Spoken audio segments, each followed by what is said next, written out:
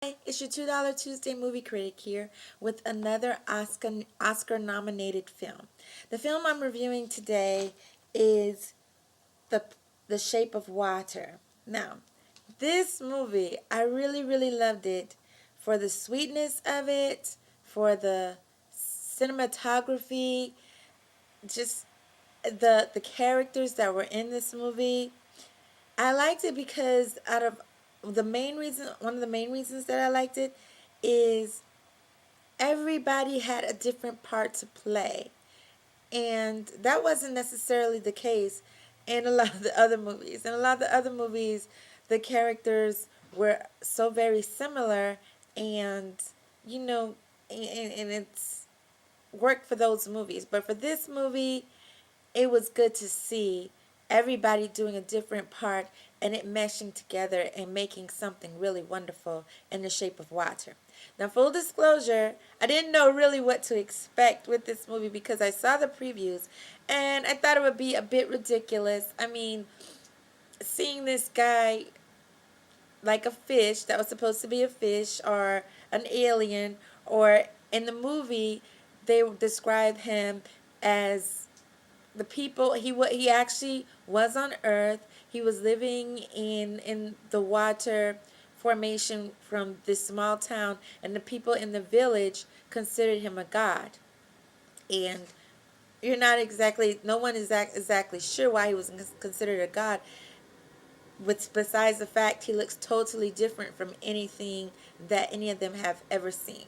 This is sort of like a period piece when it takes place in the 50s. They don't specifically say that, but you can tell by their dress, the way they talk, and that is either the late 50s or the early 60s. And I think it's more of the late 50s because there is cases where you see certain things going on where there's like that racial divide, but also things where there is a lot of equality as well. So I think it's more of the late 50s than the early 60s. And plus, the dress again looks more towards the 50s than the 60s. I, I liked a lot of things about this movie. I like the fact that the main character was a woman that had her limitations, but that didn't define her. Actually, I like the fact that normally with these types of movies, the female is considered, or rather innocent, that is shown different ways are evolved in her life by the person she meets. And in this, it was totally different. She was a very evolved woman, a very uh, very confident woman, if you will, in most aspects, knew what she wanted and knew who she was as a person, but she wasn't necessarily sure that everyone else knew. They saw her differently than the person that she actually was or wanted to be in most aspects. I like I said again, that there were the different characters all played their parts very well. You knew who the good guys were for the most part. You knew who the bad guy was for the most part, or bad guys. The two main characters, the fishman is not ever given a real name, so everybody calls him something different. I went away with just saying the fishman.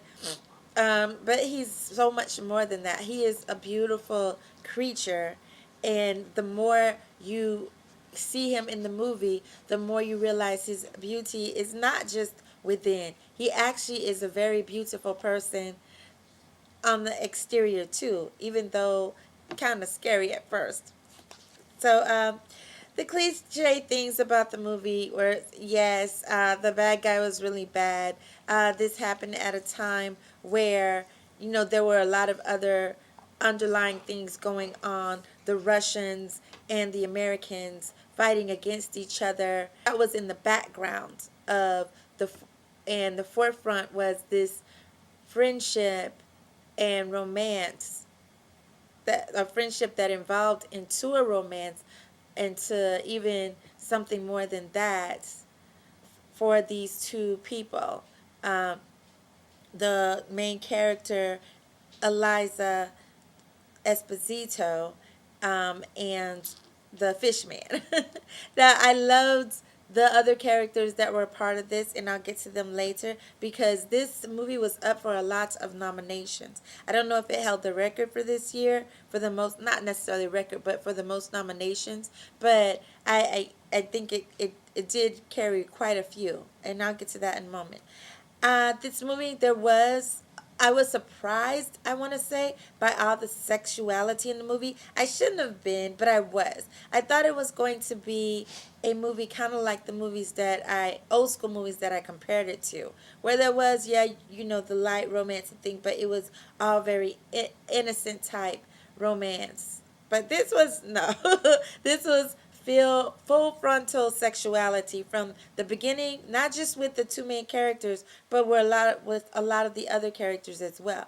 From beginning to end, people were either talking about sex, uh, having sexual innuendos, and there wasn't just a one-sided thing. There was the man and woman, the man, woman and creature, man and man. So there was a lot of stuff going on in this movie, a lot of different things, and I liked it because again, it all meshed together, and it nothing ever took over something else. It all worked together, and it just came together so beautifully. I really love this movie. All right, so first, let's get to the nominations. So it was nominated for Best Picture.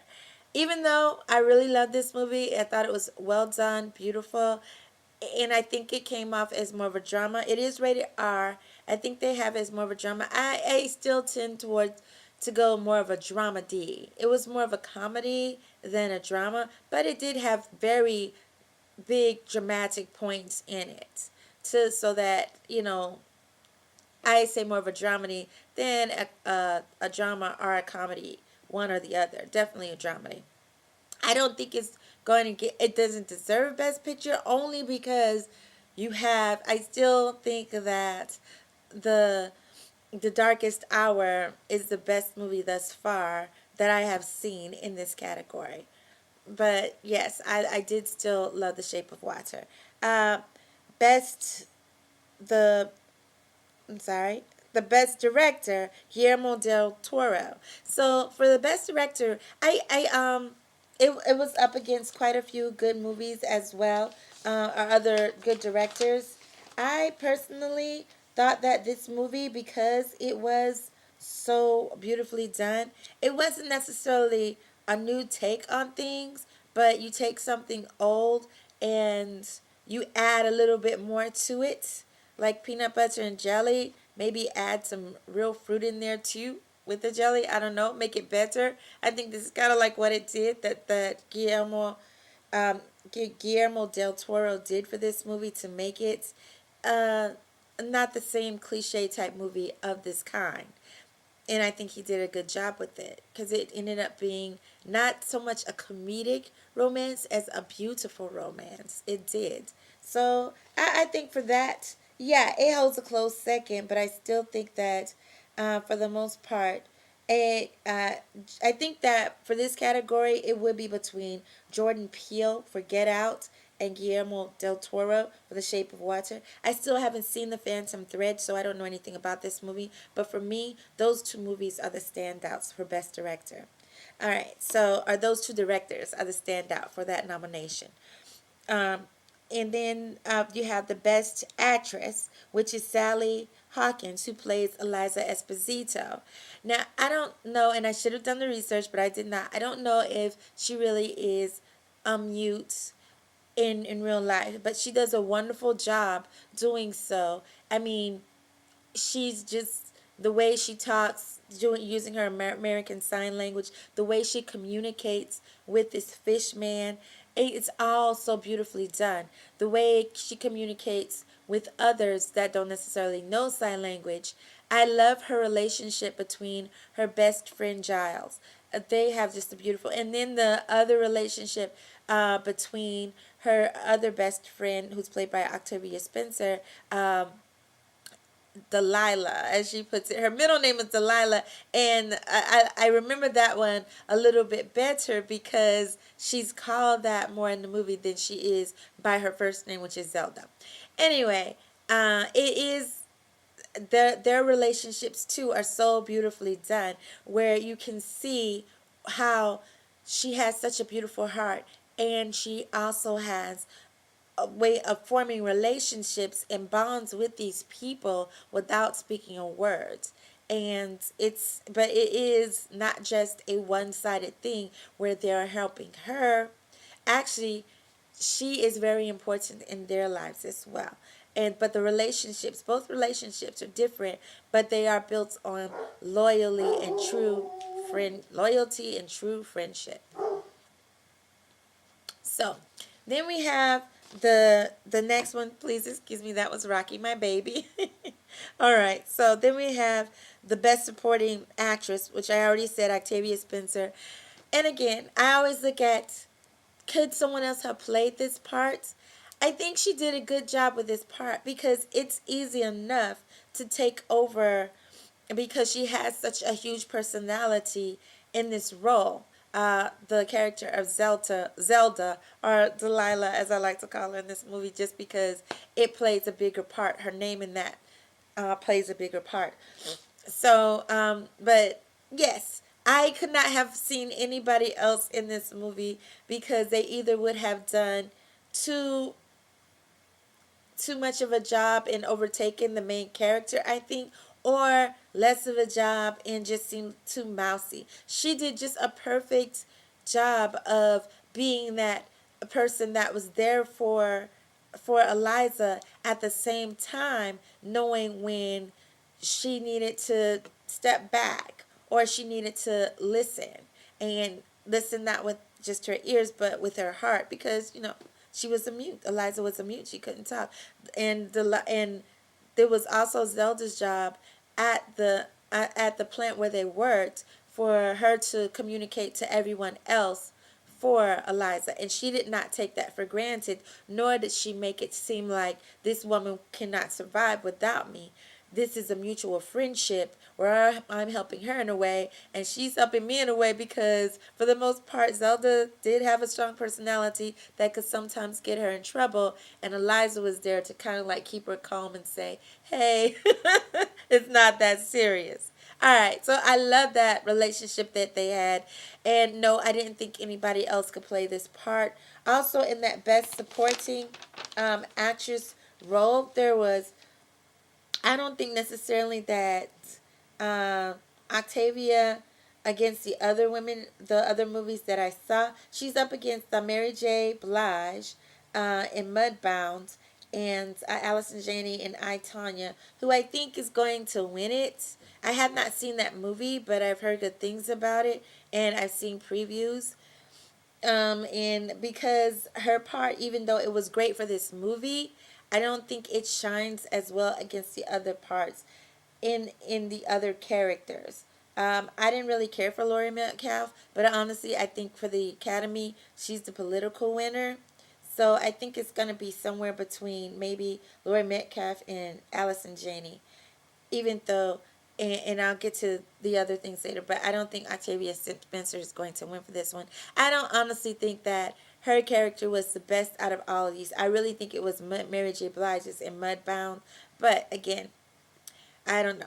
So let's go on to Best Supporting Actor, which was Richard Jenkins, who played Giles, the other friend of Eliza. They have also a beautiful relationship in this movie. It's really wonderful. I loved it. And you could see. And I don't think anyone, again, could have done that better. I don't know if I've ever seen him in anything before. His face looks so familiar to me, but I could not tell. But I did know with their relationship, the bond that they had was so great. And then plus, you could see when he dealt out and tried to do things on his own, he got that strength to do those things from Eliza, to do things that he wouldn't necessarily do by himself. And plus the fact that Eliza was the one bright spot in his life. He was a very lonely man, and Eliza made him feel less lonely, and also helped helped him to feel like he was a contributing member of her world, and he really liked that. That was felt like maybe his purpose, and he did a good job with that as well. But again, he's up against some major characters, mainly for me. And I won't go too far into it because I'll go into it later in my review of that movie. But for me, Sam Rockwell is the leader in this for Three Billboards outside Ebbing, Missouri. And but not to say that Richard Jenkins didn't do a great job. He did for that movie, but against those other characters, that's the one guy that stands out for me in that movie. I think Christopher Plummer is probably going to get it, and again, it's more about politics and possibly the things he had to go through to get that role, and I'll get into that later. So, okay. And then we have Best Original Screenplay. This movie was so wonderfully done, but let's be honest. The story in itself, the weird being in love with the human, is not necessarily an original concept. So for me, no, I don't think it should necessarily win. I still think for me that forefront winner is Get Out, and I have not seen The Big Sick, but other than me, for me, that is the movie that stands out. Either Get Out or Three Billboards. So yeah, I even though I love The Shape of Water, I would think it was more. It wasn't necessarily original, so to speak. All right, and then we have uh, best original score. I love the score in this movie. It so reminds me of ballet and just the two characters meshing together in more ways than one. And it so for best original score, yes, I could see it, and I think it was because it was not just an audio type score. You can see the movements. It was a feeling. I love that score in this movie. So for me, yeah, I could see it winning for best original score. There were some others that it was against, but for me, it kind of seemed the best one. I don't know the Phantom Thread, so I don't know about that one. Dunkirk, I didn't like anything about that movie. Star Wars, yeah, but okay. Yeah. I think Star Wars is more of a visual than an audio type movie. And Three Billboards, no. I think the music in the entire thing, everything held second place to the visual and the acting in that. So no, the score didn't. I think the score for The Shape of Water was again the part that meshed with the movie that made it great. It didn't stand in the background. It was that part that made it even more fluid than it even was. All right. And then for best sound, then you have the best sound editing, best sound mixing. Um, I honestly don't know. I don't. I think that for those movies, it would probably be something like The Baby Driver or something where sound was more of a factor. I don't think sound was a big factor in this movie, except you hear what the actors are saying. So no, for me, yeah. But then it goes to best cinematography. I think this movie was totally a standout for best cinematography because it has so many nuances in it. First, you have, of course, the scene where everything is happening. They're in the here and now, and then you have the scenes where Eliza is like going into type of her not necessarily visions, but when she's imagining different things that are going on, and those things are visualized in the movie, and you get to be a part of them and see them, and they're just so wonderfully done. And for me, that is also in those changes, and then the underwater cuts and stuff, the cinematography in this movie was just beautiful. So I could see it winning, especially against such movies as Blade Runner, which I did not see, don't want to see. Um, Darkest Hour, Mudbound, in Shape of and Dunkirk, which for me those movies they say stayed with that same cinematography type setting the entire movie. The things that changed were the people, the characters, what was happening, but the that setting kind of stayed the same. With The Shape of Water, it changed with sometimes with Eliza's feelings or with what was going on or what Eliza was thinking. So yeah, the cinematography was top notch, no doubt about it. I think it should win. Um, Best production design, again, yes. I love this one. The only one that I think that would be a close second to it for production design would be Beauty and the Beast, because this movie, again, it has a lot to do with the personality of the characters and everything. Even though the design set itself stays the same, everything, the different productions are so visual that I could see them changing as well. So I think it would either be Beauty and the Beast or the Shape of Water for that category. Um, Best costume design. Again, there, for the most part, the costume that of course stands out is the one of the fish man, and he looks like a fish man. It doesn't look like a human in a fish costume or anything like that. It totally looks like a fish man or some type of creature that is is that way. It's not human. It is some type of alien form, if you will.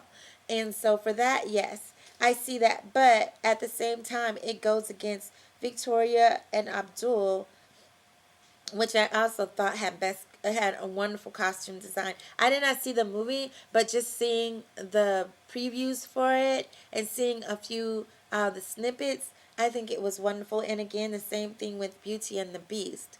The reason that I don't think Shape of Water should win necessarily for best costume design was everyone else was pretty much dressed the same or had the same type of clothing on. It wasn't based on personality or anything like that. It was based on that period of time that they were in. The only one where the costume design was so much different was, of course, the Fishman.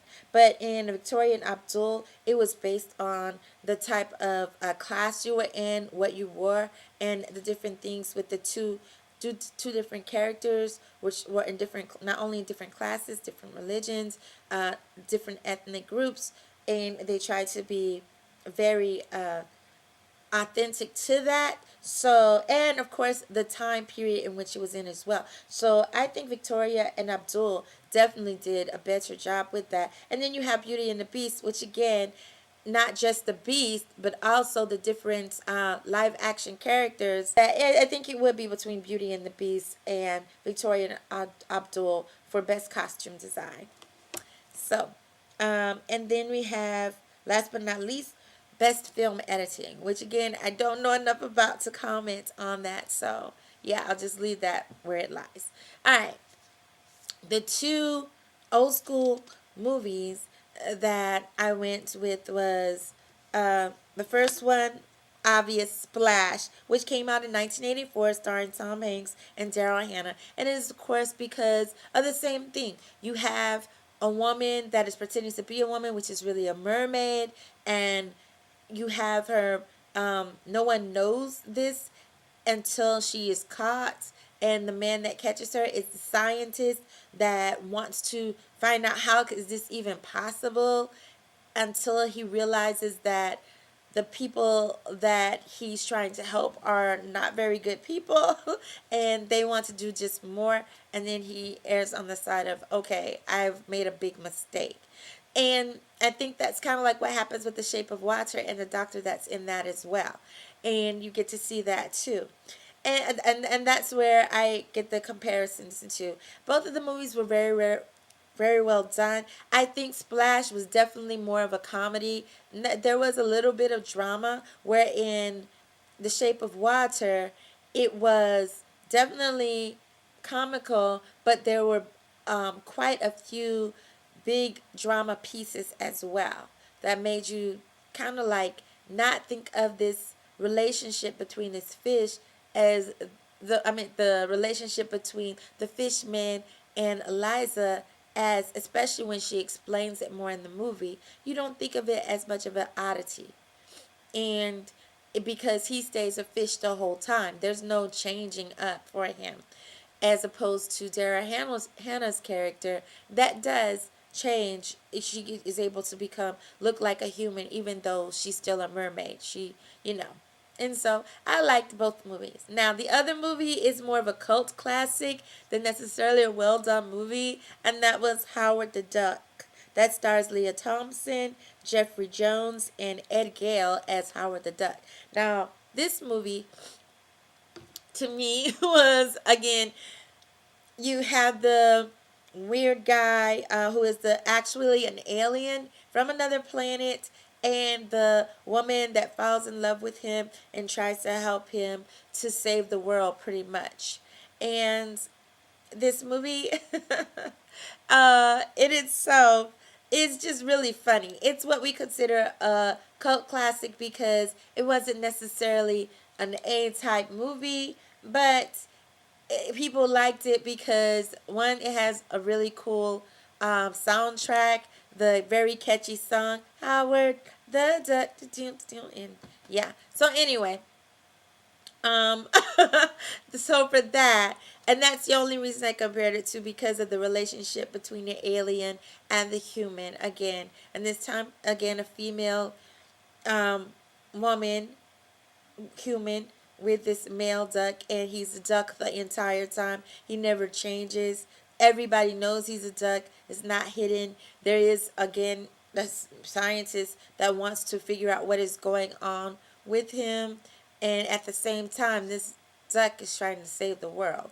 It is a ridiculous movie, total comedy. There's no drama going on here. It's actually, a B movie at best, but it is, again, a cult classic. So that is my uh, critique on this movie. I really love The Shape of Water. I would recommend it. I will definitely go see it again to myself. Probably not at the movies. I'll wait till it comes out on cable or something like that. But I really enjoyed it. I recommend it to anyone. Be prepared for the sexuality. Definitely not a kids movie. I wouldn't even watch this with my teenager parents because there is a lot of sexuality going on, and it tends to make some very uncomfortable, awkward moments. So yeah, either with a group of adults, and I would say, yeah, teenagers. I mean, there's nothing there. There's cursing in it, but it's in context, and it's you know who it is and why they're doing it, and it makes sense. It's not. It doesn't go overboard, and even the sexuality in itself is not salacious. It is in context, and it makes perfect sense for this movie. It is a beautifully done movie. I would recommend it. Thank you. Let me know what you think at the bottom of the screen, and I will see you next time.